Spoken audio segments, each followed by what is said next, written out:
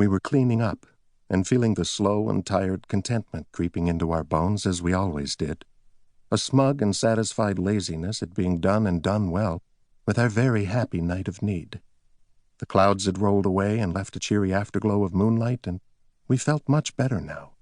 We always feel better afterward. And it may be that we were not paying quite as much attention as we should have to the night around us, wrapped as we were in our satisfied cocoon. But we heard a noise, a soft and startled breath, and then the whispered rush of feet. And before we could do any more than turn toward it, the feet ran toward the back door of the darkened house, and we heard that door bump shut. And we could only follow, and stare through the door's glass jalousies in silent, all-consuming dismay, as a car parked at the curb leaped into life and sprinted away into the night. The taillights flare, the left one dangles at an odd angle, and we can only see that it is an old Honda, some uncertain dark color, with a large rust stain on the trunk that looks like a metallic birthmark. And then the car races out of sight, and a cold and acid knot tightens in the pit of our stomach as the impossible, dreadful truth burns up inside us and pours out panic like the bright and awful blood from a newly opened wound. We have been seen. For a long, appalling minute, we just stare out the door, rocked by the endless echoes of that unthinkable thought. We have been seen. Someone had come in, unheard, unnoticed, and they had seen us as we really were, standing drained and contented over the half-wrapped leftovers. And they had very clearly seen enough to recognize the odd-shaped pieces of valentine for what they were, because whoever it was had left in a lightning-fast panic gallop and vanished into the night before we could do more than take a breath. They had seen. They might even have seen our face. In any case, they had seen enough to know what they were looking at, and they had raced away to safety, and probably to call the police. They would be calling right now, sending patrol cars to scoop us up and put us away. But here we stood, frozen into dumb, astonished inaction, gaping and drooling at the place where the taillights had disappeared, stuck in stupid incomprehension, like a child watching a familiar cartoon dubbed into a foreign language. Seen. And at long last the thought gives us the jolt of fear we need to galvanize us into action, kick us into high gear, and send us racing through the last stages of cleanup, and out the door with the still warm bundles of all we have done this once fine night. Miraculously, we make it away from the house and off into the night, and there are no sounds of pursuit. No sirens wail their warning, no squealing tires or crackling radios rip the darkness with their threats of descending doom for Dexter.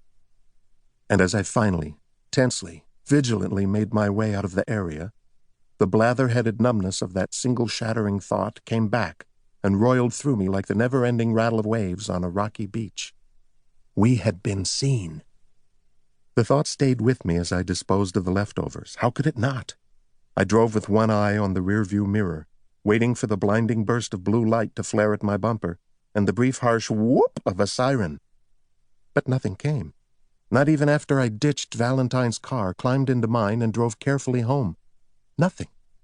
I was left entirely at liberty, all alone, pursued only by the demons of my imagination. It seemed impossible. Someone had seen me at play, as plainly as it was possible to be seen.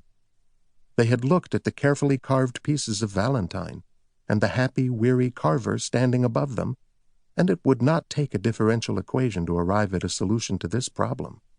A plus B equals a seat in Old Sparky for Dexter, and someone had fled with this conclusion in perfect comfort and safety, but they had not called the police? It made no sense. It was crazy, unbelievable, impossible. I had been seen, and I had walked away from it, consequence-free. I could not really believe it. But slowly, gradually, as I parked my own car in front of my house and just sat for a moment, logic came back from its too-long vacation on the island of adrenaline, and I sat hunched over the steering wheel and communed once more with sweet reason. All right, I had been seen in flagrante iugolo, and I had every right to expect that I would be instantly outed and arrested. But I hadn't been, and now I was home, evidence disposed of, and nothing remained to tie me to the happy horror in the abandoned house. Someone caught a very quick glimpse, yes. But it had been dark in there, probably too dark to make out my face, especially in one brief terrified glance with me turned half away. There was no way to connect the shadowy figure holding the knife with any actual person, living or dead. Tracing the license plate of Valentine's car would only turn up Valentine, and I was reasonably sure he would not answer any questions, unless somebody was willing to use a Ouija board. And in the incredibly unlikely event that my face was recognized and a wild accusation was made against me, they would find no evidence at all. Only a man with a sterling reputation as a member of the law enforcement community who could certainly stand on his dignity and scoff at these absurd allegations. Absolutely no one in their right mind would believe that I could possibly have done anything of the kind. Except, of course, for my very own personal nemesis, Sergeant Dokes. And he had nothing at all on me except suspicion, which he'd had for so long that it was almost comforting. So what remained? Aside from a dubious dark and partial glimpse of my features, what could anyone possibly have seen that might prove awkward to my ambitions for remaining at liberty? The wheels and levers in my mighty brain clicked, whirled, and spat out their answer. Absolutely nothing. I could not possibly be connected to anything that some shadowy, frightened someone had seen in a dark, abandoned house. It was an inescapable conclusion, pure deductive logic, and there was no way around it. I was home free, and I would almost certainly remain that way. I took a very deep breath, wiped my hands on my pants, and went into my house.